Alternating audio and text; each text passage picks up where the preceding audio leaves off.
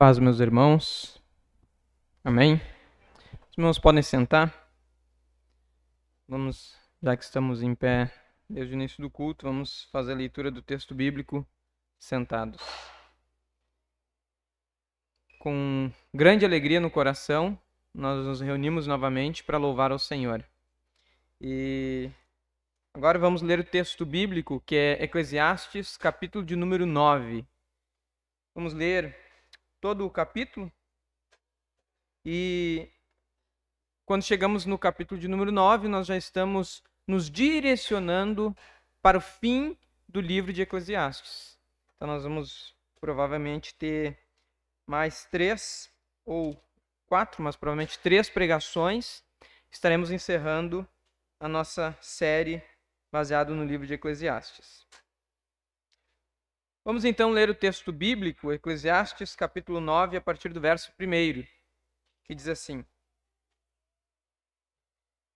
Deveras, resolvi todas essas coisas no meu coração, para claramente entender tudo isto, que os justos e os sábios e as suas obras estão nas mãos de Deus, e também que o homem não conhece nem o amor, nem o ódio. Tudo passa perante a sua face. Tudo sucede igualmente a todos. O mesmo sucede ao justo e ao ímpio, ao bom e ao puro, como ao impuro. Assim, ao que sacrifica, como ao que não sacrifica. Assim, ao bom como ao pecador. Ao que jura, como ao que teme o juramento. Este é o mal que há entre tudo quanto se faz debaixo do sol, que a todos sucede o mesmo. Que também o coração dos filhos dos homens está cheio de maldade, que há desvarios no seu coração, na sua vida, e que depois se vão aos mortos.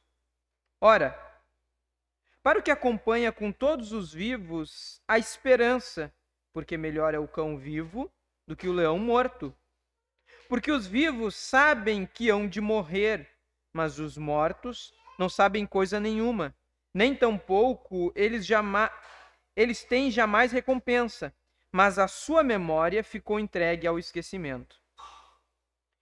Até o seu amor, o seu ódio e a sua inveja já pereceram e já não têm parte alguma neste século, em coisa alguma do que se faz debaixo do sol.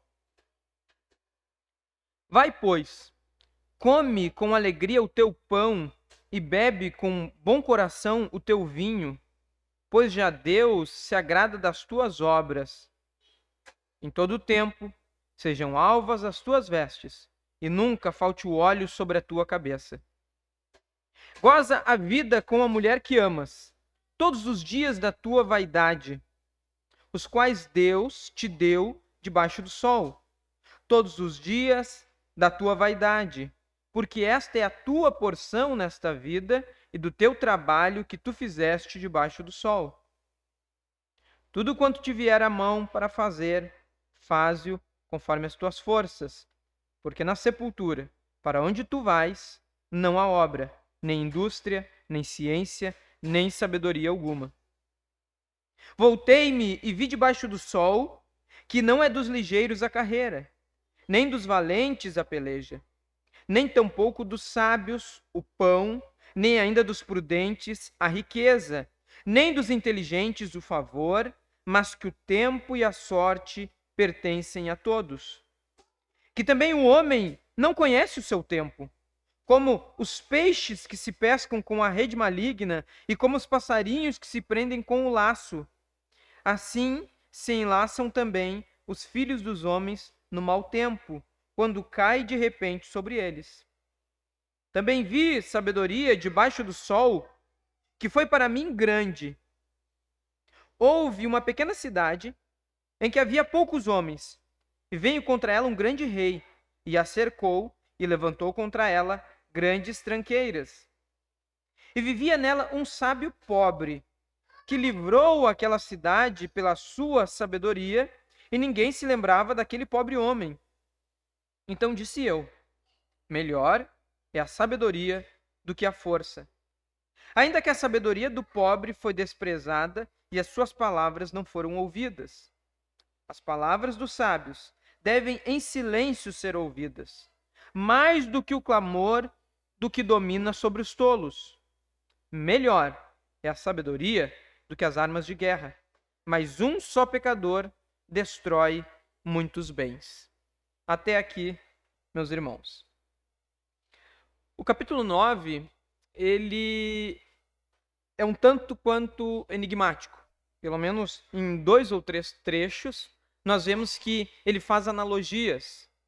E quando nós decidimos fazer a série sobre Eclesiastes, falando com o pastor Leon, ele nos disse que seria um grande desafio, justamente porque há uma variedade de temas, e principalmente temas profundos, dentro do texto de Eclesiastes, mas que ainda assim o desafio certamente seria muito proveitoso.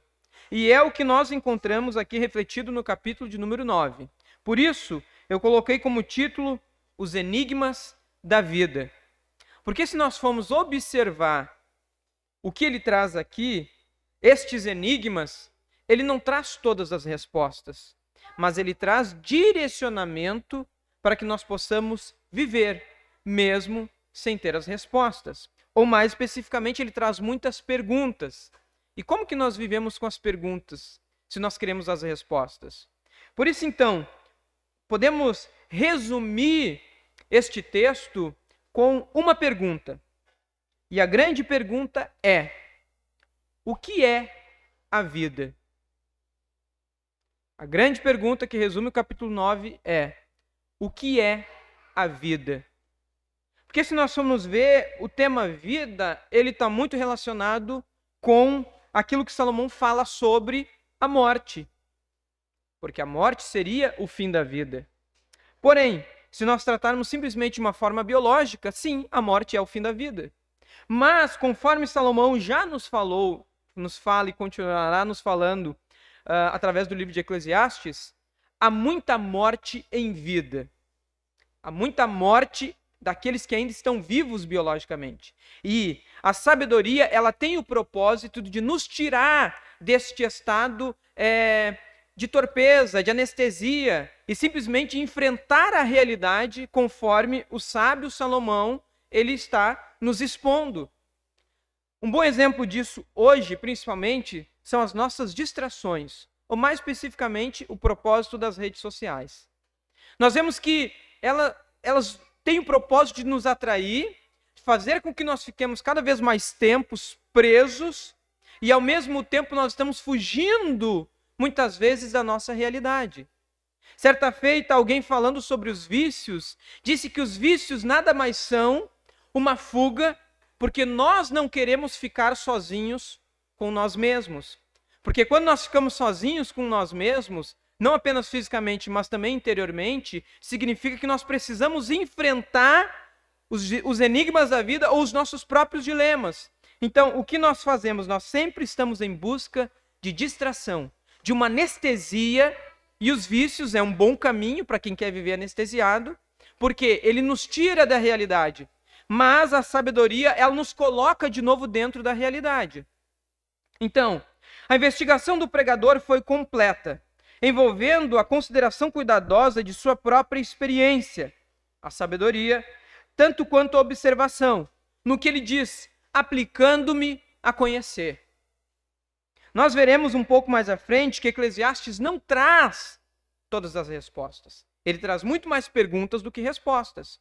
Só que a sabedoria é a própria experiência do rei.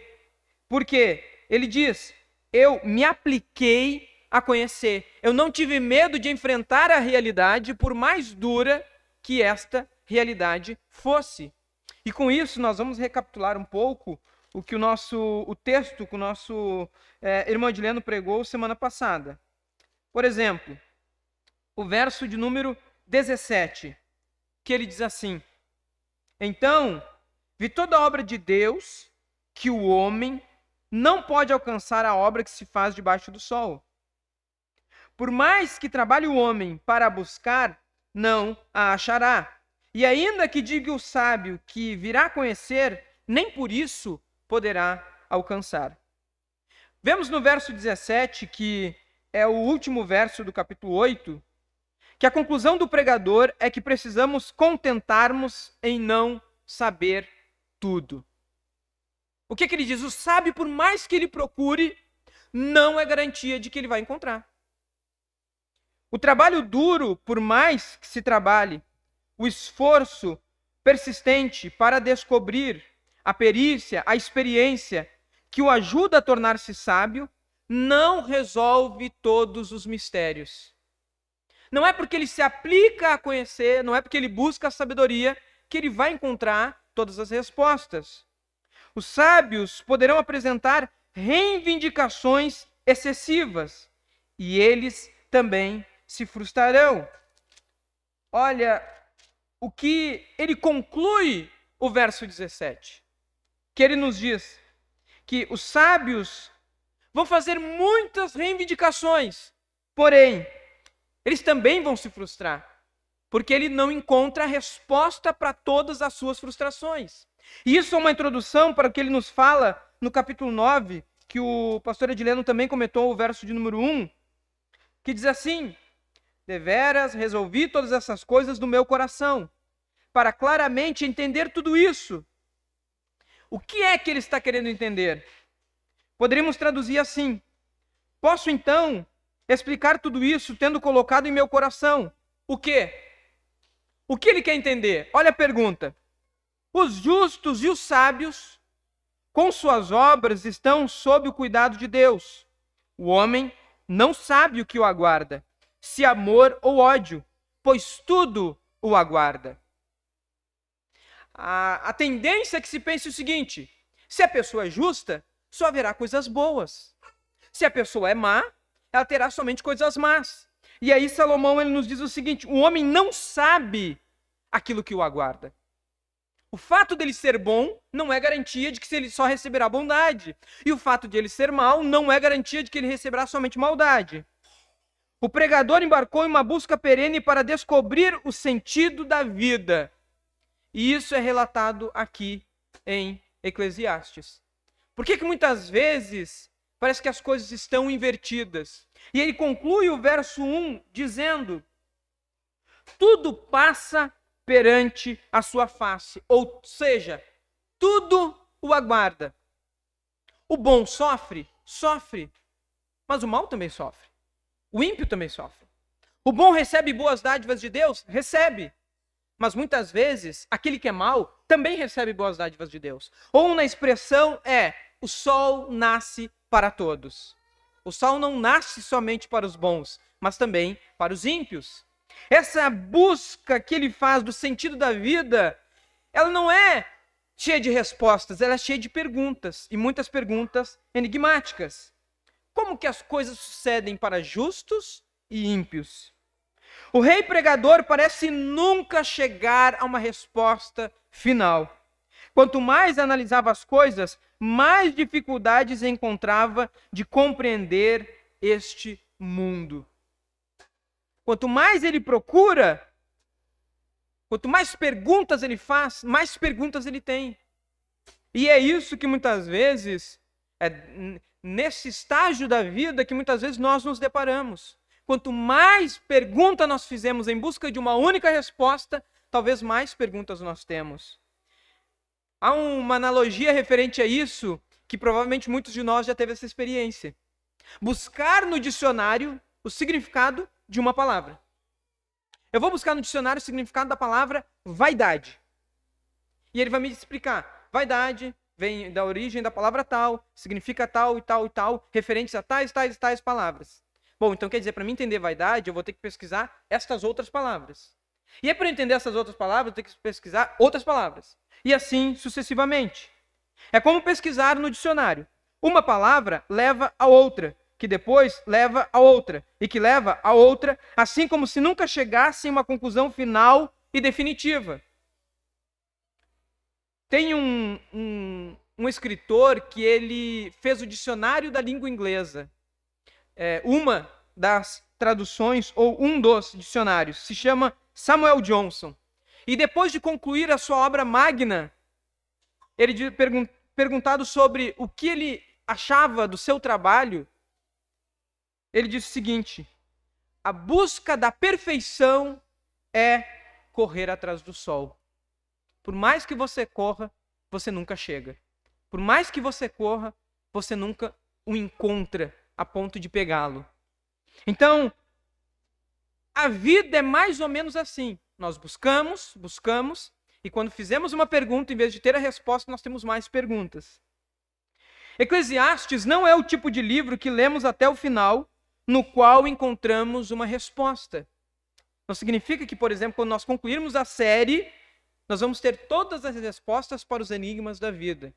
Pelo contrário, Eclesiastes não é como um romance policial que a grande conclusão final é quem é o assassino.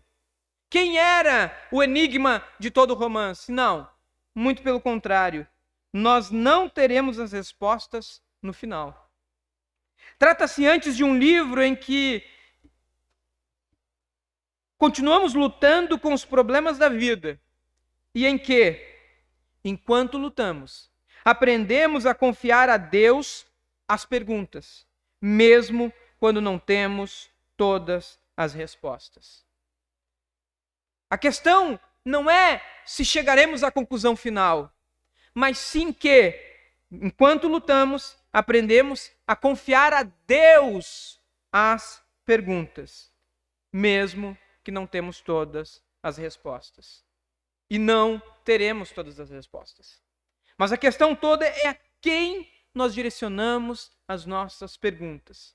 Enquanto lutamos, enquanto vivemos, enquanto aprendemos e enquanto sofremos diante da realidade desta vida. Porque o foco final não está em nós. Foi o que o pastor Ediliano pregou semana passada. Está na soberania de Deus. Aquilo que talvez é uma pergunta sem resposta para mim, dentro da minha finitude de 40, 50, 70, 80 anos, para mim a resposta, ela não existe sentido nem significado, mas dentro do propósito eterno de Deus, faz todo sentido, ainda que para mim não faça nenhum sentido. Então, confiarmos a Deus as perguntas, porque Ele sim tem todas as respostas. E é assim também que a vida cristã funciona. Porque para alguns de nós a experiência foi a seguinte: venha para Jesus e todos os seus problemas vão acabar. Venha para Jesus que todas as respostas aparecerão. Cristo é a resposta para todas as coisas? Sim. Tanto que o texto do Novo Testamento diz que na plenitude dos tempos, Cristo veio a essa terra, dentro do propósito eterno de Deus. Porém, para nós que somos finitos, nunca caberá dentro da nossa mentalidade todo o propósito eterno de Deus. Ou, na expressão que Meyer Pirman usa, ele diz que o ser humano querer entender todo o propósito de Deus é como querer colocar o oceano dentro de uma xícara. Não é possível. Assim somos nós. Nós somos apenas uma xícara. Deus é o oceano. Por isso, então, que a vida cristã não se trata apenas daquilo que nós compreendemos no final, mas também daquilo em que nós nos transformamos ao longo do caminho. A vida cristã não é se no final teremos todas as respostas, mas sim de que ao longo do caminho nós estamos sendo transformados. A nossa vida está sendo moldada, não apenas por respostas, mas sim por perguntas não respondidas. O discipulado, ele é uma viagem, não um destino. O discipulado cristão não significa chegarmos no ponto final. Não é somente aonde nós chegaremos, mas ele é sim uma viagem. E ao longo desta viagem, chamada vida cristã, nós estamos sendo moldados por Deus, à semelhança daquilo que Deus quer e que nós, hoje, talvez não entendemos o resultado final.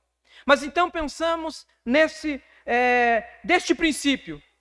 Discipulado cristão não é um destino, mas é uma viagem.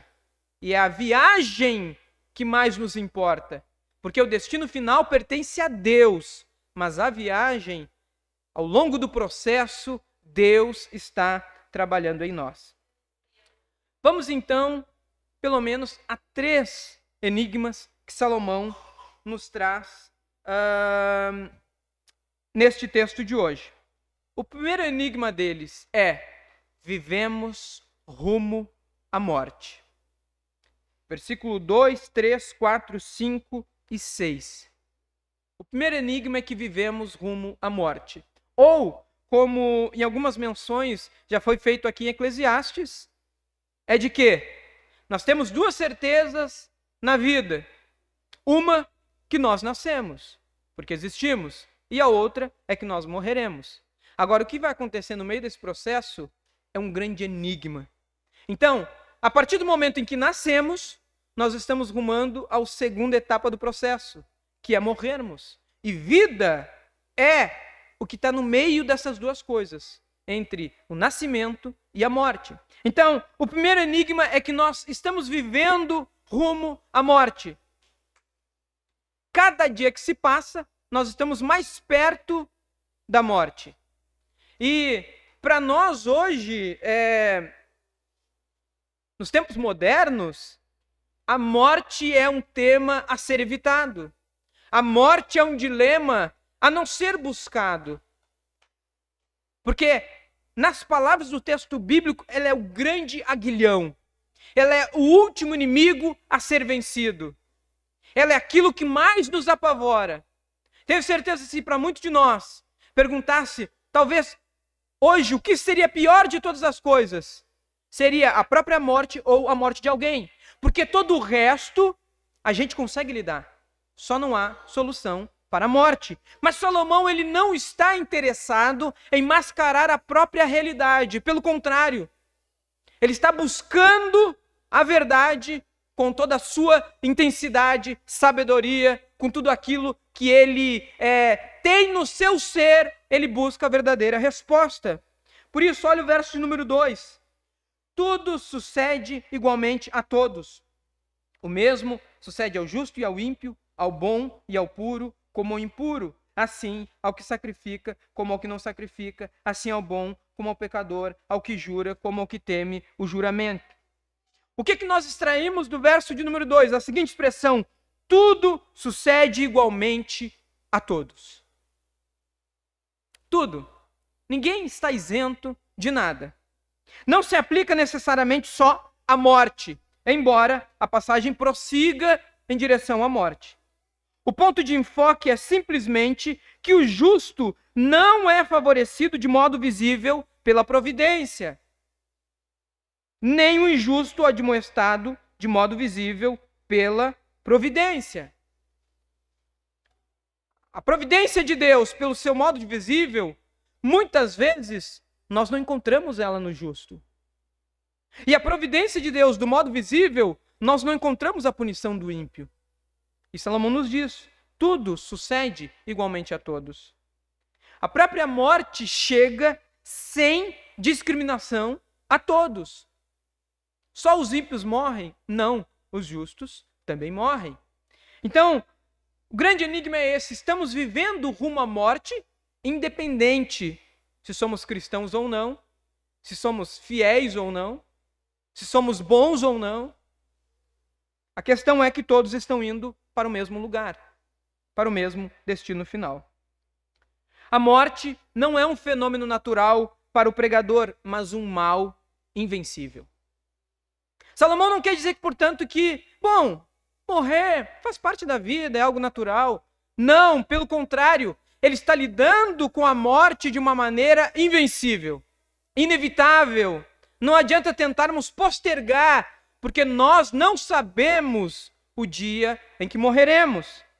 Ligado ao mal estão os desvarios.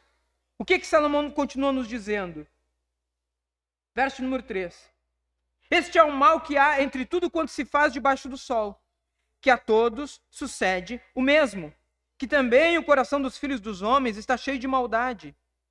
E de que forma essa maldade se expressa? Olha o que ele nos diz. ligado ao mal está os desvarios, ligado à indiferença da vida, corrupção na sociedade, loucura, desobediência, inclinações à violência, inclinações ao orgulho. E o uso da palavra mal sugere, portanto, uma selvageria moral, impetuosa e irracional. O que ele nos diz aqui no final do verso de número 3? Que há no mal uma irracionalidade. E nós conhecemos muito bem casos de maldade extrema. Por exemplo, de mães esquartejando o corpo de filhos. De pais que matam os próprios filhos. De filhos que matam os próprios pais. Então ele diz que ligado ao mal está estes desvarios, estas desconexões da realidade. E ele diz que até para estes, a punição divina, muitas vezes nós não enxergamos, muitas vezes nós não vemos ela acontecendo, mas nem por isso a maldade deixa de ser maldade.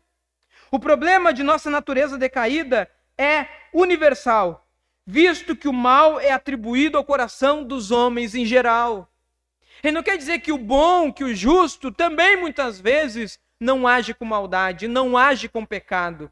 Por quê? Porque o problema do mal é algo que está no coração dos homens.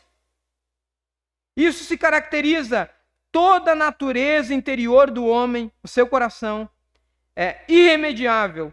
Por toda a vida, enquanto viver, ele estará cheio de maldade. Até os bons, em alguma maneira, são maus. E em algum momento também causam a maldade. Ele não está dizendo que aqui há dois tipos de pessoa. Aqueles que são justos e bons estão debaixo da bênção de Deus, e aqueles que são maus estão debaixo da punição de Deus. Não do nosso ponto de vista. Nós não conseguiremos encontrar esta dicotomia de uma forma fácil. Por quê? Porque inclusive nos bons existe a maldade. Nestes versículos iniciais do capítulo 9, nós o vemos afirmar a sua fé na soberania de Deus. E então lutar com alguma das implicações práticas dessa doutrina. O que ele está nos dizendo é que, embora estes desvarios, essas irracionalidades, estas coisas que nós não conseguimos compreender, esteja no nosso plano terreno, todavia, ele continua colocando a sua fé em Deus. Nós vemos que, quando ele diz que tudo sucede a todos, é que Deus controla a todos. Que esta soberania divina não é que nós muitas vezes não compreendemos, mas que aceitamos e cremos, ela de alguma maneira controla todas as coisas. Então, pode ter existido muitas coisas que o pregador não compreende, não conseguia compreender, mas ele nunca desistiu da sua fé de que Deus estava no controle. Olha o que ele nos diz no verso de número 1. Me apliquei a todas essas coisas para claramente entender tudo isso, que os justos e os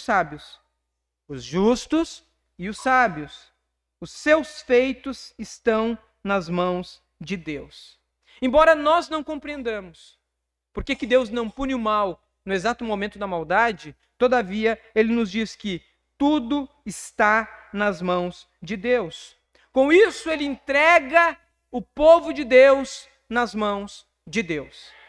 Isso nos isentará de toda a maldade, dos problemas e sofrimentos da vida? De maneira alguma. Mas a questão é, estamos nas mãos de Deus. A soberania de Deus está cuidando da nossa vida. Há uma cena muito bonita em uma imagem que é o ser humano em sofrimento, e ele, na sua tristeza, não compreende o seu sofrimento. Mas, como se ele tivesse lançado no escuro, solto ao acaso, e aí a imagem mostra que existe uma mão, representando a mão de Deus, que o segura mesmo em meio ao sofrimento. É mais ou menos isso que Salomão ele está nos dizendo, que mesmo diante dessas dificuldades, a mão de Deus está sobre nós.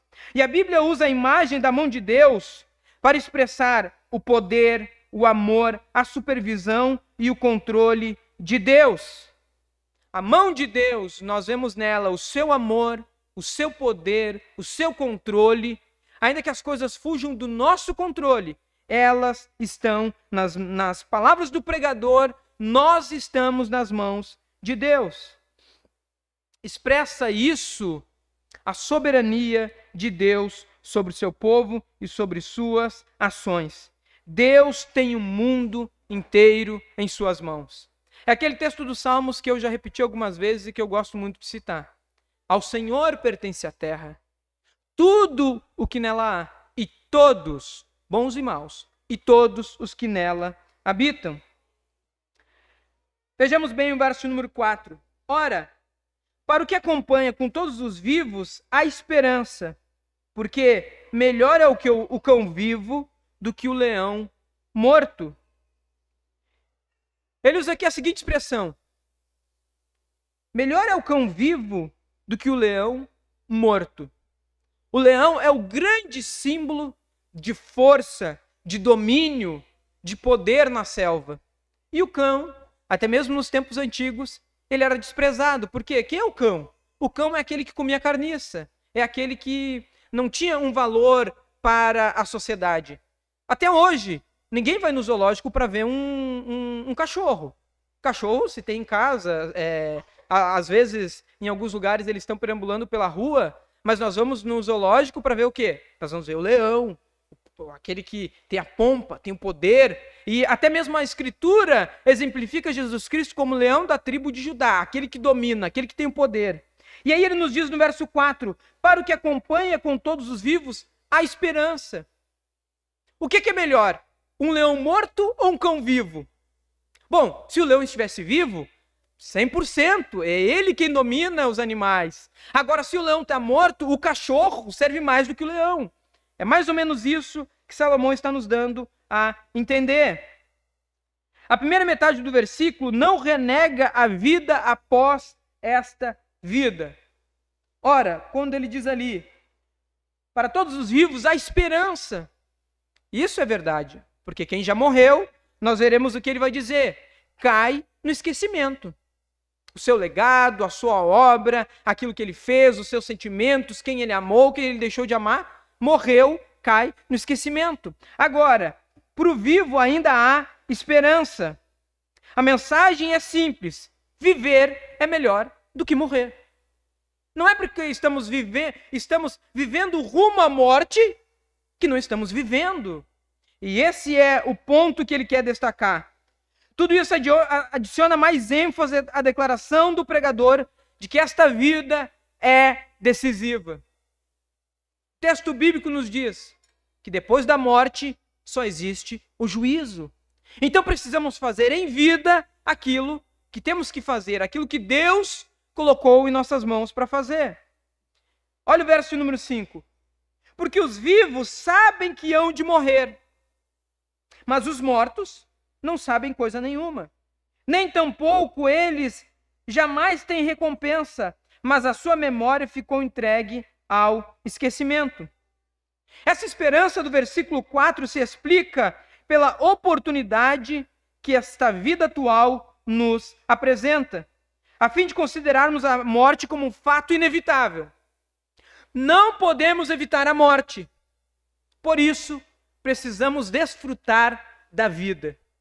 Se a morte é algo inevitável, a cada dia que passa, estamos mais perto dela, precisamos de uma forma aproveitarmos esta vida que Deus nos deu. Como o pregador tem insistindo, precisamos avaliar a vida corretamente. Não podemos viver anestesiados. Não podemos viver distraídos com qualquer coisa, porque o nosso tempo, a cada minuto, ele é extremamente valioso. Não se dá qualquer descrição de uma vida além do túmulo, apenas uma advertência que haverá um julgamento e a lembrança negativa que se cessam todas as experiências terrenas. Ou seja, após a morte, não nos lembraremos mais dos sofrimentos daqui. Isso é um fato. E ele não está negando o que acontecerá após a morte. E ele não está dizendo também, ele não está nos dando uma descrição do pós-túmulo. Não, o foco dele é a vida. Como nos diz o Salmo de número 31 e verso de número 12. Na verdade, os vivos esquecem-se dos mortos, a despeito de promessas e de memoriais. Logo entram no esquecimento. Salmo 31 e 12 diz isso. Logo, todos nós, após morrer, entraremos no esquecimento. Olha o verso de número 6. Até o seu amor, o seu ódio, a sua inveja já pereceram, e já não tem parte alguma neste século, em coisa alguma que se faz debaixo do sol. Amou, odiou, invejou, deixou um legado, já não faz parte debaixo do sol, não faz parte desta vida. Então, dentre as experiências terrenas que hão de cessar, está o amor, o ódio, a inveja, a luxúria, as coisas boas e as coisas ruins. A palavra seguinte frequentemente significa suas paixões. Isso é mais adequado ao contexto. A frase debaixo do sol confirma que os versículos que antecederam têm em vista a perda irreparável da vida terrena. Ou seja, depois que não estivermos mais aqui, não adianta, não fará mais diferença aquilo que deixamos de fazer em vida. Se vivemos rumo à morte, entramos então para o nosso próximo passo, que chegamos ao nosso próximo ponto. A morte é inevitável, estamos caminhando rumo a ela. Esse é o primeiro enigma. O segundo enigma, os versículos 7, 8, 9 e 10. De que se estamos vivendo rumo à morte, a vida é boa. É isso que Salomão ele nos traz. A fé é o remédio para enfrentar a realidade da morte todos os dias. Se ela é inevitável, nós podemos viver os próximos dias até morrermos em total desespero, tentando evitá-la, o inevitável. Mas, através da fé, ela nos faz com que enfrentemos todos os dias a realidade da morte. Porque somos o povo da esperança. Ainda que a morte é inevitável nesta vida, todavia, há uma promessa eterna de que estaremos diante da presença do nosso Deus. Então nós não poderemos viver como os ímpios, como os maus, como aqueles que não conhecem a Cristo, porque eles não têm esperança, mas nós temos a esperança. E se somos o povo da esperança, precisamos viver a vida como uma dádiva de Deus, e não como simplesmente um relógio que está de forma regressiva chegando ao seu final. Olha o que ele nos diz, verso de número 7. Alguém pode pensar ao ler o texto anterior, os versículos anteriores, sobre este pessimismo de Salomão com a inevitabilidade da morte, mas então ele nos diz qual é a consequência de um viver com fé.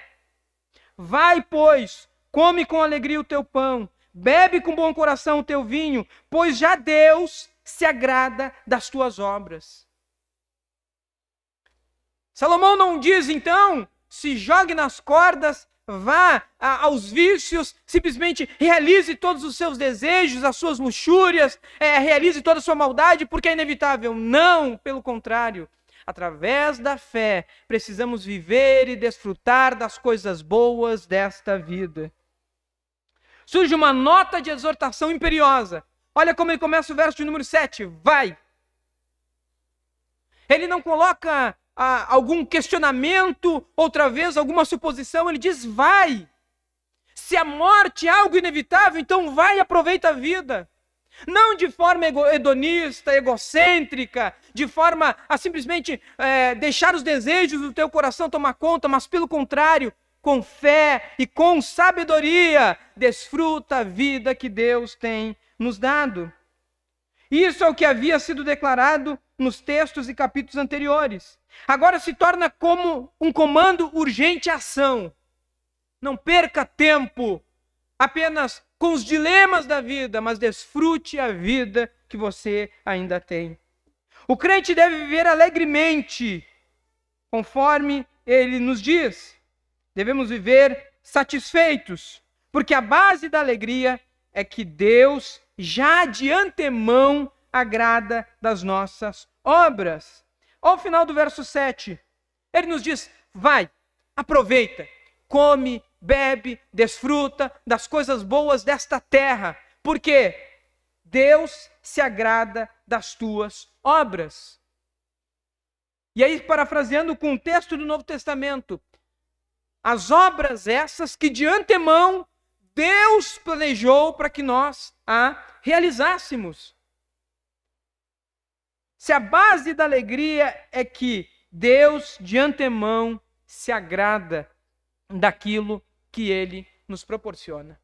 Se Deus tem nos dado o pão, a bebida, o desfrutar de tantas coisas boas, por que é que vamos relegar isso ao acaso, à negligência, ou até mesmo rejeitarmos, se é Deus quem está nos dando para desfrutarmos? O pregador chegou bem perto da doutrina da justificação pela fé, dando as suas palavras quase como um toque paulino, quase como se fosse o apóstolo Paulo falando. A doutrina da justificação pela fé. Por quê? Basta o homem receber a alegria como dádiva de Deus. Por que nós precisamos receber a alegria como dádiva de Deus? Porque Deus é quem tem nos dado. Deus aprova estas obras. O crente não luta para obter aceitação. Nós não fazemos boas obras para sermos aceitos por Deus.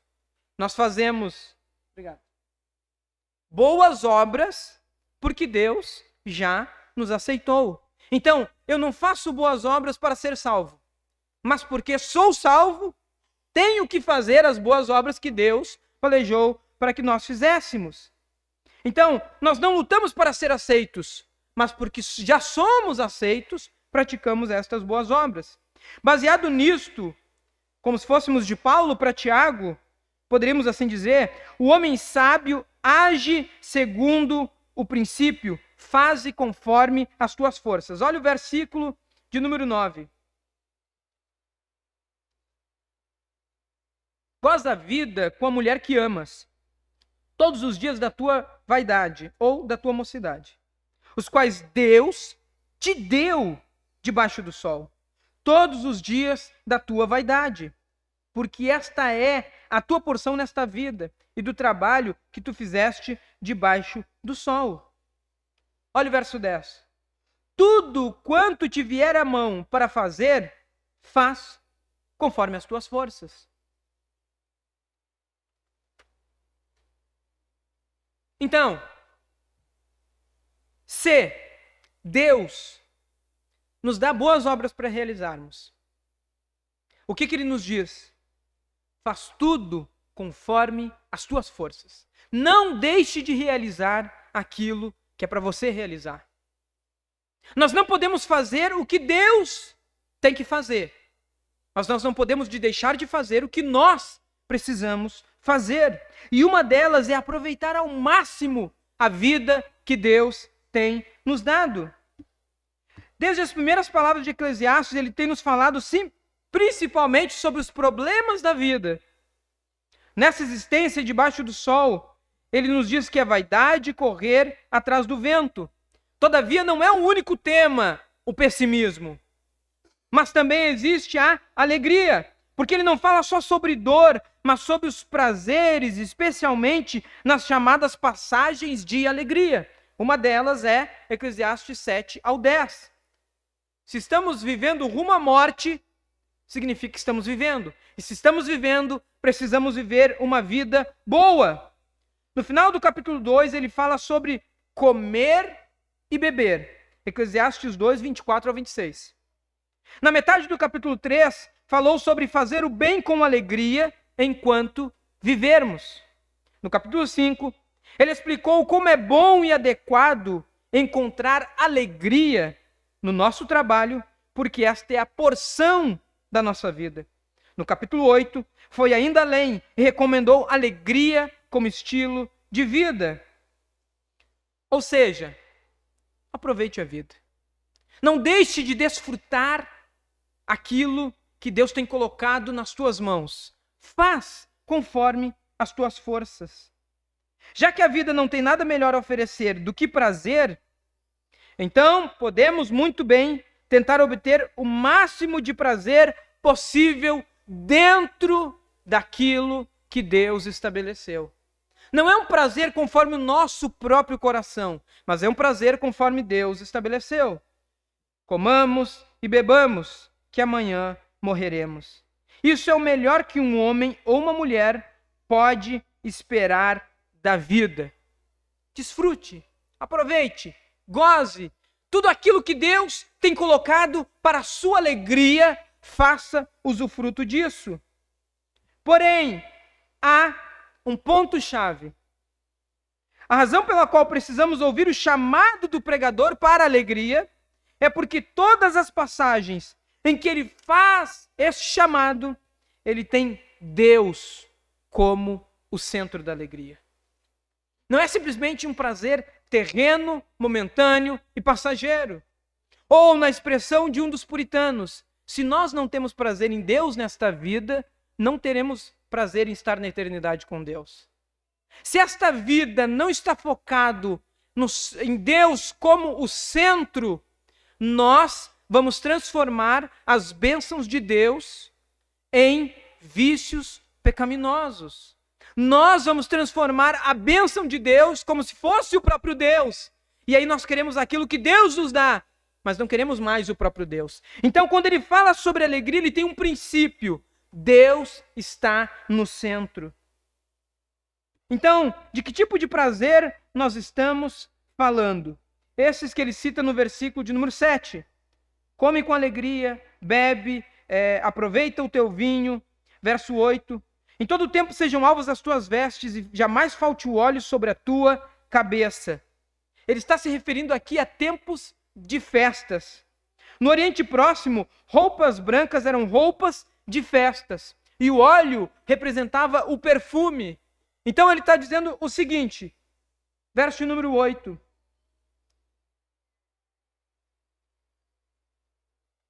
Versículo de número 8 é a parte final. Nunca falte o óleo sobre a tua cabeça e sejam alvas as tuas vestes.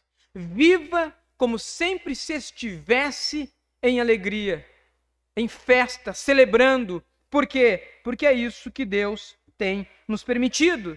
Também ele fala sobre viver a felicidade nos relacionamentos. O pregador está nos preparando para uma festa. E há mais, há os relacionamentos. O pregador nos convida a gozar a vida com quem amamos. Mas ele não está dizendo apenas ame aquele que está com você. Ele está nos falando sobre desfrutar os prazeres da vida cotidiana. No casamento, na família, no trabalho, na igreja. Desfrute os relacionamentos que você tem, porque eles também são uma dádiva de Deus. No verso 10 ele reforça o que diz sobre o trabalho, dando uma ordem poderosa. Tudo que vier à mão para fazer, faz. Aqui a Bíblia nos diz o que devemos fazer. O quê? Tudo que está ao nosso alcance. Não podemos fazer aquilo que está além das nossas forças, porque isso pertence a Deus. Mas precisamos fazer aquilo que está nas nossas forças. É isso que então nós concluímos da segunda parte. As dádivas que Deus nos deu, nós precisamos responder a elas com muito louvor. E a terceira parte, o final, versículos de número 11 a versículo de número 18. Primeiro, vivemos rumo à morte. Segundo, vivemos uma vida boa. Por quê? Porque Deus tem nos dado privilégios. Terceiro, precisamos ir rumo à vitória. O homem sábio não deve empolgar-se tanto com as alegrias da vida, a ponto de se esquecer que haverá também frustrações. Visto que as frustrações não desaparecem, mesmo quando estamos conscientes da aprovação de Deus. Sabe aquela coisa? Fiz tudo certinho, fiz tudo que Deus mandou, fiz tudo que a Escritura orienta, então por isso vou ter um resultado bom. Muitas vezes nós temos como resultado a frustrações. Eu não vou ler o texto, porque nos falta o tempo necessário para isso, mas ele nos fala sobre 5 desempenhos, nenhum dos quais garante sucesso ou prosperidade. ele nos diz sobre, primeiro, o campeão de corridas pode perder uma competição. Não é porque eu treinei e corri que eu vou ser o vencedor. Segundo, força militar não significa que se pode ganhar todas as batalhas. Terceiro, a sabedoria, de modo semelhante, não é a garantia de uma boa vida. Ele nos diz ali no final do capítulo 8. No final, o sábio também se frustra. Quarto, o entendimento pode fazer-se acompanhar de pobreza. Ele nos diz que, por mais prudente que alguém seja, não significa que ficará rico. Ou seja, por mais entendimento que tenhamos, podemos morrer pobres. Quinto, graça e justiça poderão demorar. Haja vista José. Ele sofreu por vários anos, talvez décadas, até que foi colocado junto ao trono de Faraó. Mas graça e justiça podem demorar. E para alguns, ela nunca virá. Ou seja, alguns vão morrer sem serem reconhecidos por todo aquilo que fizeram ou que tinham potencial de fazer. Então, dois fatores poderão perturbar todos os nossos cálculos humanos. Planejei direitinho, vai dar certo. Ixi, deu errado. Por quê? Em primeiro lugar, o tempo nos limita. Como um eco do ensino que percorre todo o livro de Eclesiastes, que é: as épocas da nossa vida estão nas mãos de Deus. Isso nos garante uma garantia para a fé, mas é um golpe mortal na nossa autoconfiança. Qual é o primeiro problema para que, quando nós fizemos as coisas certas, haverá frustração? Primeiro, nós somos limitados quanto ao tempo. Nós precisamos da fé de que o tempo não nos pertence, ele não está em nossas mãos, mas ele está nas mãos de Deus. Então, isso é um golpe mortal contra a nossa autoconfiança.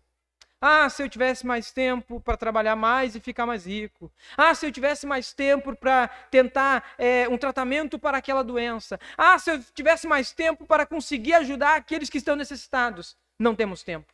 O tempo pertence a Deus. E isso é um golpe mortal contra a nossa autoconfiança. Em segundo lugar, nós temos o acaso. Aquele fator inesperado que pode transformar esquemas seguros, cálculos, projeções, sabe? Fizemos tudo o que era possível para nos cercarmos de que tudo daria certo, mas ao acaso. Não importando quanto tenham sido exaustivamente estudado. O pregador diz: tudo depende do tempo e do acaso. Isso de maneira alguma nega a sabedoria de Deus, porque o que para nós parece ser o acaso, nada mais é do que o controle de Deus que não está em nossas mãos. Efésios capítulo 1, versículo 11 nos diz: faz todas as coisas, Deus faz todas as coisas conforme o conselho da sua própria vontade. Então o que para mim é o acaso, na verdade é conforme o conselho e a vontade de Deus e não a minha. Porque tudo está sobre a sábia providência de Deus e o seu soberano controle. O que acontece na vida não é simplesmente arbitrário, sabe? Tinha que acontecer. Não, mas está debaixo da autoridade de Deus, por mais que nós não venhamos compreender. Para concluir, vamos fazer algumas aplicações que estão reforçando algumas partes do texto dessa manhã. A primeira delas: em vez de nos frustrarmos com todas as coisas que não sabemos, que não entendemos sobre o mundo, ou que não compreendemos sobre os caminhos de Deus, somos convidados a nos contentar com as nossas próprias limitações e adorar Deus por sua elevada sabedoria. Eu tenho duas perspectivas para enxergar a realidade da vida. Ou eu enxergo do ponto de vista da alegria de que Deus está no controle, ou eu enxergo do ponto de vista de que só existe o acaso e nada faz sentido. Então, somos convidados a olhar para a nossa própria limitação e nos contentarmos com ela. E nos conscientizarmos com ela. De que Deus, por sua elevada sabedoria, Ele está no controle de tudo. Onde a nossa razão falha, o poder de Deus não falha. Onde a nossa razão não alcança, a mão de Deus alcança. Então, a primeira questão é: se contente com a sua limitação.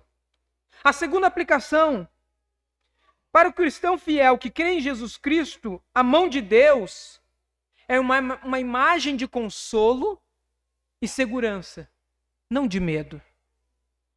Talvez o ímpio, ele não queira reconhecer Deus como soberano do universo, porque isso tira o controle da sua própria mão. Mas para o cristão, saber que a mão de Deus governa todas as coisas não nos traz medo, nos traz tranquilidade e segurança. Temos um Pai amoroso que governa todas as coisas. E isso é a nossa alegria. Sabemos disso porque as mãos de Jesus foram perfuradas por causa das nossas transgressões quando foi pregado no madeiro. As mãos que governam o universo são as mãos furadas da cruz. E ele foi pregado na cruz por amor a nós. Confiemos, temos um Pai amoroso. Isso deve nos trazer esperança, fé, paciência, confiança, que mesmo diante dos dilemas mais inexplicáveis da vida, Deus continua cuidando de todas as coisas. O Salvador que nos ama e que morreu por nós também é o Salvador que cuida de nós. Me lembro daquela expressão, daquele hino e também daquele poema, do Pegadas na Areia. Que haviam duas pegadas, uma do peregrino e uma de Cristo.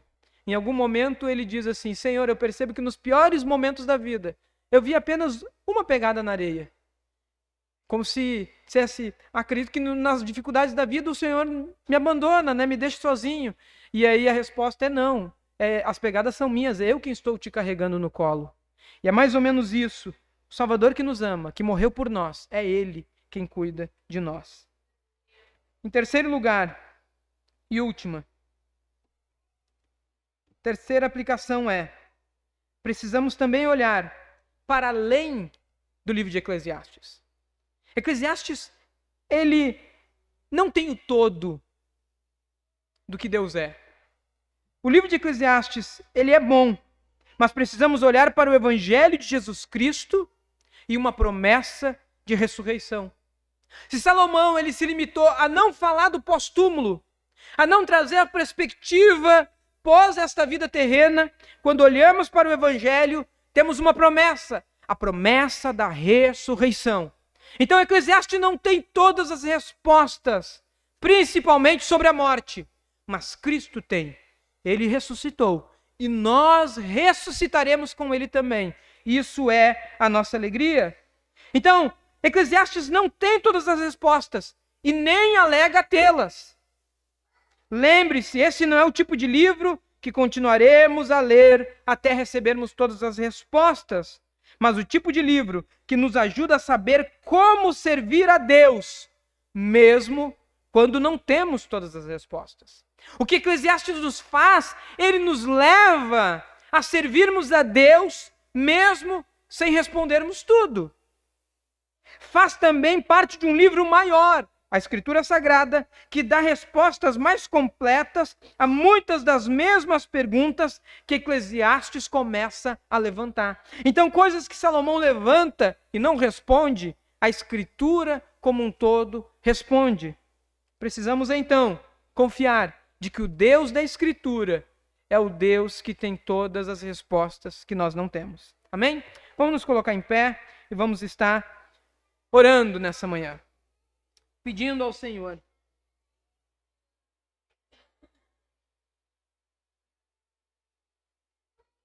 pedindo a Deus que nos guie, que nos oriente, que nos dê sabedoria, aquilo que o sábio aqui tem buscado e que talvez nós nos sentimos tão longe de termos a mesma fé, a mesma confiança, o mesmo entendimento. mas deixe um pouco aquilo que nós podemos entender, fazer ou realizar. Pensemos um pouco mais naquilo que Deus está fazendo, ensinando e realizando. Precisamos viver a sabedoria com fé, senão ela é simplesmente intelectualidade, entendimento, conhecimento. Mas agora a sabedoria com fé, ela vai nos levar ao discipulado cristão. E lembremos, o discipulado cristão não é um destino final, mas sim é uma grande viagem, aonde Deus está nos moldando ao longo do processo. Amém? Vamos orar. Deus maravilhoso, de misericórdia e graça, que no teu eterno propósito trouxe a cada um de nós aqui nessa manhã. Não simplesmente para ouvir o pregador, para ouvir o Israel. Tenho certeza, Senhor, que talvez não seja tão agradável para todos estarem ouvindo alguém falar sobre morte, tristeza, luto, dor. Mas também nos é necessário, Pai, nos depararmos com estas coisas que nos desafiam. E todos nós somos desafiados pelo texto bíblico. Todos nós, muito recentemente, passamos por frustrações, por tristezas, por desafios. E muitas vezes, quando dizemos que não temos mais força, que não conseguimos mais continuar, todavia passa um dia, passa uma semana, passa um mês. E Tu tem nos dado graça, Senhor, para continuarmos dia após dia, vivendo em Tua presença. E aí nós percebemos que isso não é o nosso mérito, de nos levantarmos das cinzas, daquilo que nos quebra o coração, e continuarmos. Mas esse era o Teu propósito. Continuarmos mesmo em meio às lutas e adversidades. Por isso nós Te bendizemos, Pai, porque aí em nosso meio, crianças recém-nascidas, adolescentes, adultos, idosos, e todos nós temos algo em comum. Vivemos nesta terra, estamos caminhando rumo à morte, mas não vivemos ao acaso, não vivemos abandonados, não vivemos simplesmente a própria sorte, mas vivemos nas Tuas mãos, Senhor, as Tuas mãos que foram perfuradas naquela cruz. Estas mesmas mãos que comandam o universo são as mãos que um dia tocaste na nossa consciência, nos trazendo a consciência de pecado, e nos tiraste do reino das trevas, e nos trouxeste para o reino da luz, o reino do Teu amor.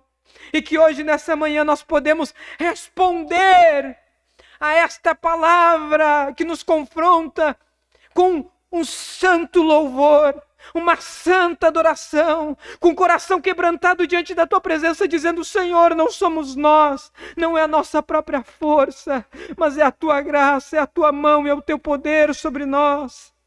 Eu Te peço, Senhor, porque sei que muitos dos meus irmãos estão aqui com o coração quebrado, entristecido, e passando por um período prolongado de tristeza diante dessas adversidades. Mas haverá um dia, um momento, não apenas na eternidade, mas nesta vida, que Tu trará a alegria de volta, que o coração se encherá de gozo, que nos levantaremos, comeremos, bebemos, desfrutaremos dos relacionamentos, desfrutaremos do trabalho das nossas mãos, que Tu tem nos permitido realizar. Por isso eu creio, e quero crer com muita fé nesta hora, Senhor, que a oração de cada um dos meus irmãos está fazendo agora, ela está chegando diante da Tua presença, e Tu, o Deus Pai Todo-Poderoso, estará ouvindo e estará respondendo, mesmo que a resposta não seja sim, mesmo que a resposta não seja algo que eu entenda, mas que a resposta seja algo suficiente para nós continuarmos na jornada do discipulado até o dia final. Crendo nisso, eu Te peço, traduz no coração dos meus irmãos aquilo que eu, com a minha limitação, não consegui traduzir, e que Teu Espírito Santo opere em todos nós, hoje e sempre. E nós dizemos amém.